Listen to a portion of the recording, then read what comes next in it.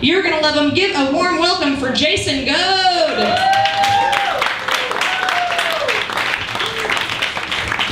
Thank you, Aaron. Keep it going for Aaron Engel, everybody. I was raised by very permissive parents. My parents were the kind of people that would show you something totally age inappropriate and they want to have a conversation about it. They're like, that was Alfred Hitchcock's Psycho. What did you think of that? I was like, I think I'm 7. I think you should not have shown me that. And I also think for the next 6 months to a year, it's going to be very difficult to get me into a bathtub. My parents were what are known as hippies. Yeah, big hippies, my parents. My parents actually grew and sold their own weed, and they were okay with taking stolen merchandise for it. I grew up in a house that had 1 TV and 9 cable boxes. And the first time that I ever saw a picture of Jesus, I thought he was the Zigzag Man. And this is pretty much the result you get right here. Drink it in, folks. I am what happens when you're raised by 2 people who thought it was a good idea to trade weed for a waterbed. I look like a wizard that you would summon if you needed help hot wiring a car. I am a 45-year-old man that owns throwing stars. And I once went to a white trash theme party where my costume was just a t-shirt I already owned. What I'm telling you guys is I'm a dude that dudes with face tattoos think is their friend. Because I don't know what it is about this face, but people seem to think it's safe to be shitty around it. I've had complete strangers come up to me and tell me about entire episodes of Sons of Anarchy. And worse than that, I always get the dude looking for someone to be racist with. Which sucks, but it's not all bad. I got a new life skill now, and that life skill is that I can tell from 3 blocks away when a neighborhood crazy looks like he needs to enthusiastically share a racial slur with me. Because he thinks I might cook meth. And I can't even stand near the door of a bar without people just handing me their ID. One of the words I've said to women more than any other are, I'm sorry, I'm not following you, I live this way too.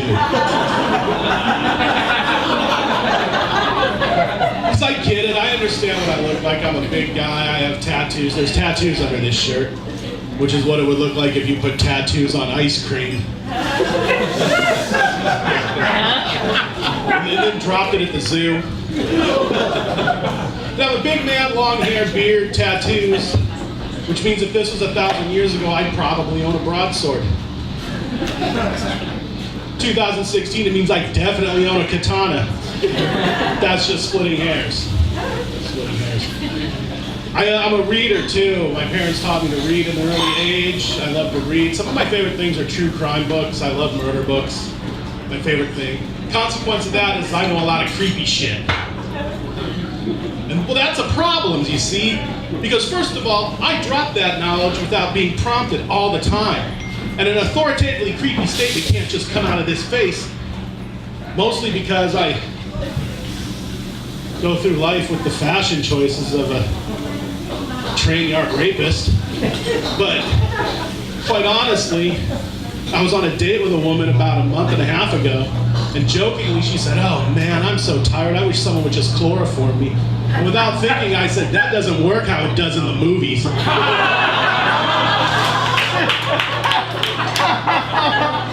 That was the silentest plate of chicken wings you ever saw 2 people eat. As we ate, a silent agreement passed between our eyes and said, "When we are done, you will be going this way and I will be going this way. We will never talk about this again." It's fairly difficult. I don't see a lot of people in here tonight who know what it's like having an NPR heart inside the body of a pornographer. Are we drinking tonight? Yes. Yeah. Good. Good. I love drinking. I drink a lot. I'm good at it, which means I know what bars are open at 6 a.m. And I only wake up outside sometimes. A lot of people think they drink a lot, but a lot of people have never had to pregame to go to the airport. I was just going to pick someone up. You don't drink a lot unless you're a childless adult that knows what Pedialyte tastes like. You especially don't drink a lot if you don't buy the unflavored one. I'm not I like to drink what I call Dungeons and Dragons beers. That's any beer that has a warrior, a weapon, or a monster on the label. But I'm not very picky about what I drink. I once drank a beer my friend found while mowing the lawn. She said, you can drink this if you want. I don't know how old it is. And I said, well, I know how old it is and get it. I love drinking at dive bars. I love drinking at Denny's. Who remembers when Denny's had cocktail hours? In fact, I fucking love drinking at Denny's because when you're drinking at Denny's, nobody wants to be your friend. You can be damn sure when you're drinking at a Denny's, you're never going to have a conversation with a red-faced fuck in a polo shirt.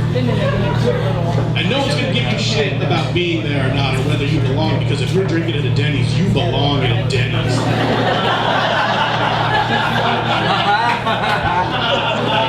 Dive bars are my favorite, though. Dive bars is like when you're drinking at a dive bar, you can be pretty sure that a dude with a hole in his neck is never going to give you shit because you want to be whiskey drunk on Christmas Day. But I have a problem, and that problem is the dive bars I love are going away, and they're becoming fancy pants places that have two nouns in the name.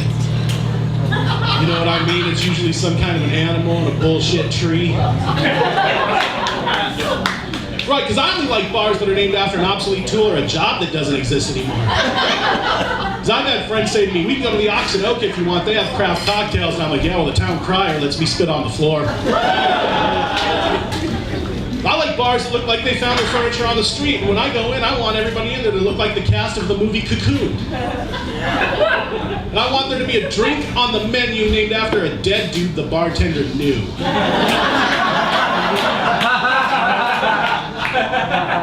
That's my kind of place. I was at a bar a little while ago that pretended to be a speakeasy from the 1920s. You've been to one of those?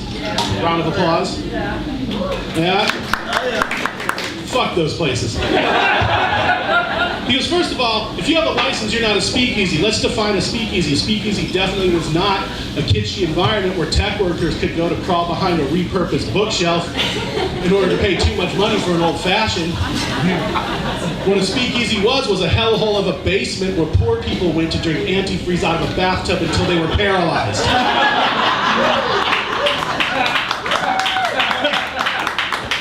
If you leave a bar and you don't have a limp, you were not at a speakeasy. But that got me thinking, and now I realize that we live in Washington State now, and in Washington State we legalized marijuana, so what I think they should start doing is they should start opening up pot shops to recreate the experience of buying weed in a sketchy situation. Because young people need to know.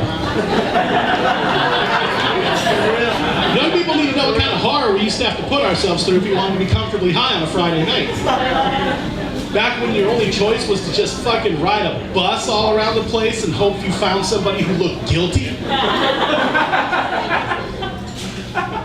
That's how it was, man. A lot of people think that legalized weed is going to be some sort of paradise, and I don't think so. I think we're going to lose some essential life skills. Fight or flight response is going to disappear. Right, we're going to be a whole nation of, like, people floating around in fucking Wall-E fatso chairs and doing dabs. We're going to be like, how did this happen? And we'll go, oh, right, this happened because we no longer had to know how to jump over a fence to get away from a guy with a teardrop tattoo and a butterfly knife. You know, I used to buy weed. I used to have to get into a car with a stranger. I had to get into a car with a stranger. You know the thing your parents told you all your lives to never do? I did a lot. I had to take a ride in a shit brown Ford LTD with a dude that looked like Charles Manson, who I met 10 minutes ago in the parking lot of a roller rink just on the off chance that there was weed at the end of this story. And I always had to take the ride too, because I was the big guy in my high school crew. I was the big guy. They'd say, Jason, you go with him. I'd be like, why do I have to go with him? Like, well, in case there's a fight. And I'm like, are you fucking kidding me? A fight? I can't throw hands with this Vietnam-looking motherfucker. This is definitely a dude who took a shit in his own helmet while maintaining eye contact with Charlie.